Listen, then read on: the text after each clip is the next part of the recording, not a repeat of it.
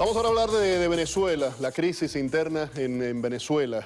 Alfredo Ortega nos acompaña. Alfredo, como saben, es analista político republicano. Gracias, Alfredo, por estar aquí. Y le damos la bienvenida por primera vez aquí al programa a Pedro Luis Pedrosa Rodríguez. Él es autor de Así se exportó la revolución. Muchísimas gracias por estar aquí. Más adelante vamos a hablar del libro, cuándo va a ser la presentación y todo esto. Pero quiero comenzar con la marcha estudiantil que hubo en Venezuela. ¿Qué pretendía esa marcha o qué pretende? La marcha estudiantil, bueno, claramente han dicho lo que no han dicho los políticos, que sin un cambio de gobierno no puede haber cambio de las condiciones de vida en el país. Y eso lo han dicho claramente. Félix, el problema es que desde hace años uno entiende cuál es el plan del régimen, que es perpetuarse en el poder, uno entiende cuál es la agenda de ellos. Lo que es inaceptable 17 años después es que todavía tengamos dirigentes de la oposición hablando en los términos que hablan y totalmente perdidos. ¿A qué te refieres específicamente, puntualmente? Bueno, por ejemplo, no han querido abordar de frente el tema de la nacionalidad de Maduro. Ayer el señor Capriles dijo que Chávez era un líder excepcional o algo por el estilo, pero que Maduro no le daba ni por los talones. Luego, el propio Capriles, que lo cual no digo que haya sido un líder excepcional, pero que no le llegan ni los talones, lo cual es cierto. No, de acuerdo, pero cuando ellos plantean cosas como Maduro no es Chávez y Maduro no siguió el legado de Chávez, ¿qué es lo que están diciendo, Félix? Chávez es el padre de esta tragedia, sí, Chávez es el que nos dejó a Maduro. Y entonces, otra cosa de Capriles, critica la democión constitucional, legal, de Dilma Rousseff en Brasil, que él estaba en contra del impeachment de Dilma Rousseff. Y ahora, por supuesto, necesitamos el voto de Brasil en la OEA cuando el secretario general plantee, si lo plantea, que todo parece que va a ser, lo de la Carta Democrática. Te pongo 2 o 3 ejemplos para indicar que uno no entiende lo que está pasando, cómo esta Asamblea Nacional, después de 5 meses, después que la gente habló claro y mayoritariamente le dio la orden a la Asamblea de que salieran de Maduro. La gente no votó para otra cosa distinta que salir de Maduro. Y esos políticos, Félix, le ofrecieron a la gente voto y cambio. Eso es lo que decían.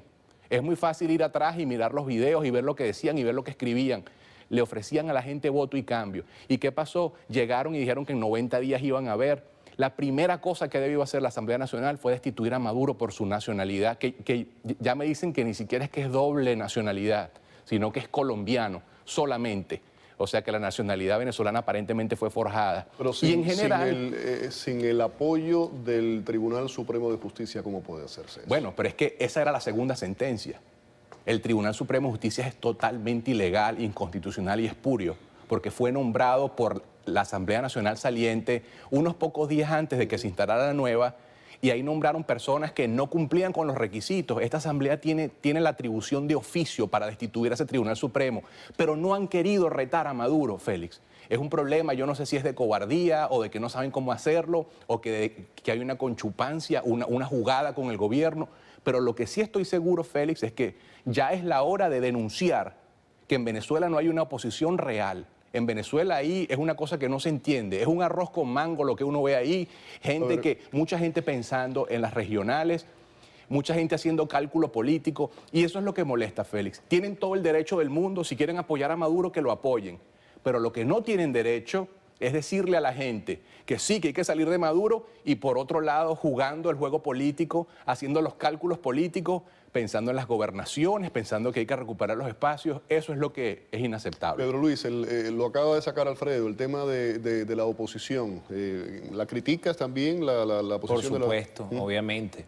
Y te hago una corrección con mucha humildad. En el año 2013 yo estuve aquí en tu programa, ya hace bastante tiempo, y sin duda la cantidad de... Y en aquel entonces estaba, ¿cómo se llama el editor del Venezolano acá? El debate fue con el señor Hernández, José Hernández. Y ¿Estuviste aquí en el programa? Sí, estuve aquí en el programa. Y yo no tengo otra cosa sino críticas hacia la oposición venezolana. Y entonces eso me cuesta en Venezuela que me tilden de chavista, tarifado y todo lo demás. Un equipo de fútbol tiene un director técnico, y si ese director técnico no gana una copa en 18 años, te aseguro que no llega a esos 18 años.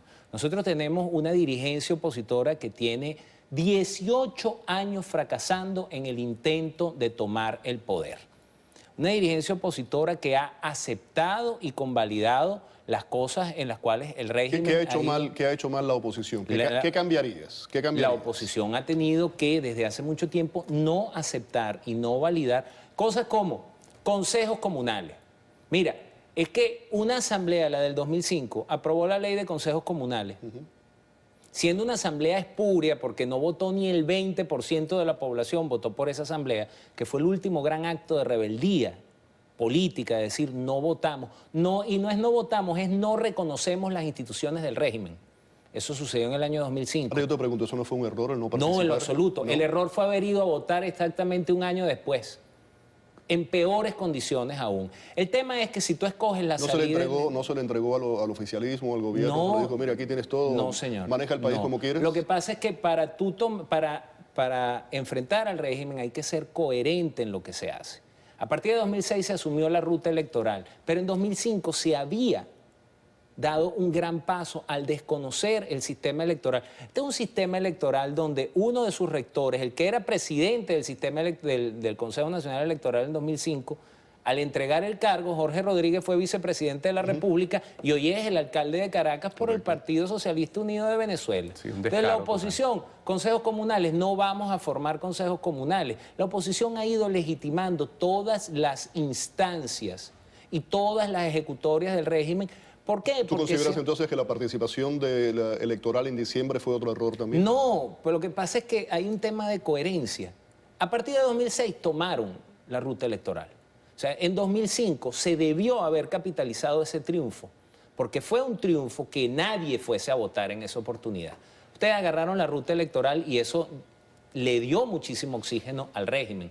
Pero los triunfos electorales que ha tenido la oposición no han sido capitalizados. Capriles entregó el 14 de abril de 2013. La Asamblea Nacional fue electa, el 6 de diciembre, el único logro hasta ahora del 6 de diciembre fue demostrar lo que ya sabemos hace mucho tiempo, que es que la oposición es mayoría y el chavismo es minoría. Sí, y esa mayoría, para decirte rápido, esa mayoría no la han sabido capitalizar. Lo que necesitábamos saber no lo han sabido capitalizar.